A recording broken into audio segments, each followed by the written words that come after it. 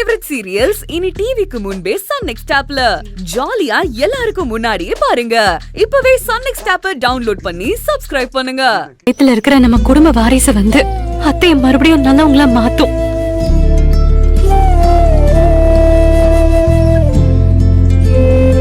வயித்துல இருக்க குழந்தையவே கொல்ல பார்த்தவங்க மாமா, அந்த குழந்தை முகத்தை பார்த்தா மாற போறாங்க.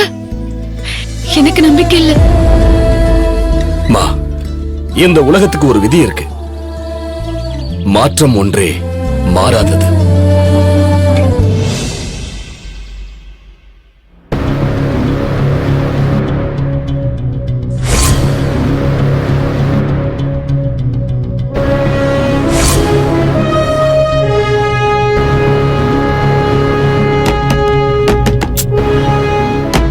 யார் அது? வாங்க. அத்தை, காஃபி.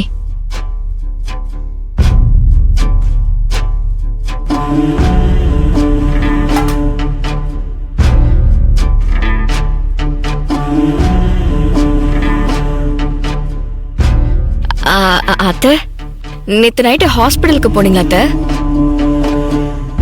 தேவியோட அப்பா அம்மாவை அங்க பார்க்க முடியல அத்தை?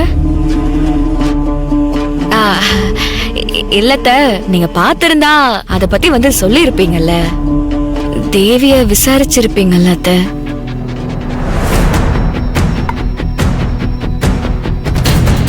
அண்ணி என்ன? இல்ல நீ ராத்திரி ஆஸ்பத்திரிக்கு போனீங்களே, அங்க தேவியோட அப்பா அம்மாவை நீங்க பாத்தீங்களா, பேசுனீங்களா? பேசாம இரு, நானும் அத பத்தி தான் பேசிட்டு இருக்கேன். பார்க்கல போதுமா? நான் போறதுக்குள்ள அவங்க டிஸ்சார்ஜ் ஆயிட்டாங்க. நானே அவங்கள மிஸ் பண்ணிட்டேனேன்னு கடுப்புல இருக்கேன். சும்மா அதையே கேட்டுக்கிட்டு. சரி விடுங்க அண்ணி. ஆனா அதே ஹாஸ்பிட்டல்ல பரதன் சார் வந்து அட்மிட் ஆயிருக்காருன்னு நீங்க அண்ணங்கிட்ட பேசிட்டு இருந்ததை நான் கேட்டேன். அவர் எப்படி அதே ஹாஸ்பிட்டல்ல வந்து அதே நேரத்துல வந்து அட்மிட் ஆவாரு?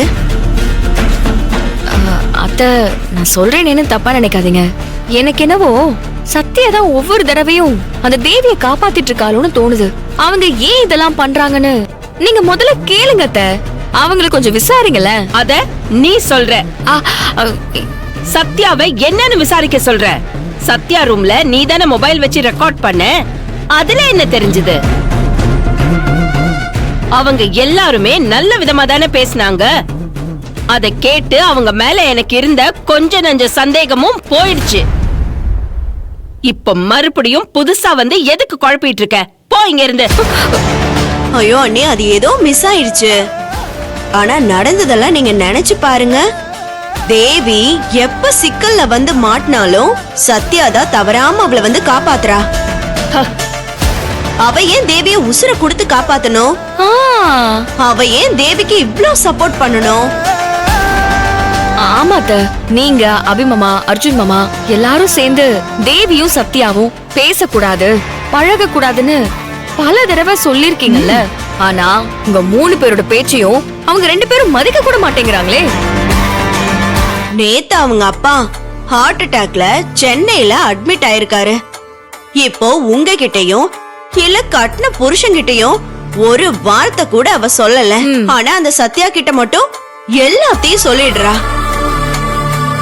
அவ இவளை கூட்டிட்டு போயிருக்கா. இல்லனே, இது ஏதோ தப்பா இருக்கு. போதும், நிறுத்து. நானே பெரிய டென்ஷன்ல இருக்கேன். கண்டதையும் சொல்லி எதுக்கு 2 பேரும் மாறி மாறி எனக்கு பிபி ஏத்துறீங்க? முதல்ல வெளிய போங்க. இல்லனே, இந்த குடும்பம் நல்லா இருக்கணும். சுபத்ரா, வாய மூடு. இந்த வீட்ல நடக்கிற விஷயங்கள்ல எது நல்லது எது கெட்டதுன்னு எனக்கு தெரியாதா? நீ சொல்லிதான் நான் தெரிஞ்சுக்கணுமா? நானும் கவனிச்சுக்கிட்டே தான் இருக்கேன். எப்ப பார்த்தாலும் எதையாவது ஒரு சண்டை மூட்டிக்கிட்டே இருக்கேன். எப்ப பார்த்தாலும் யாரையாவது எதையாவது ஒண்ணு குறை சொல்லிக்கிட்டே இருக்கேன். ரொம்ப மோசமா யோசிக்க வச்சுக்கிட்டே தான் இருக்கேன். அண்ணி, ஏய், வாய்க்கு வாய் பேசி தேவையில்லாம என்கிட்ட வாங்கி கட்டிக்காத. போய் வேலையை பாரு. ஐயோ அத்தை, உனக்கு வேற தனியா சொல்லுமா? 2 பேரும் போங்க. போங்க சொல்றல. போங்க போங்க. இல்ல சொல்றல. அத்தை, நான் என்ன? போங்க. ஷோ, நல்லதுக்கு இப்ப காலம் இல்லடி. இதுக்கு தான் நான் வர மாட்டேன்னு சொன்னேன்.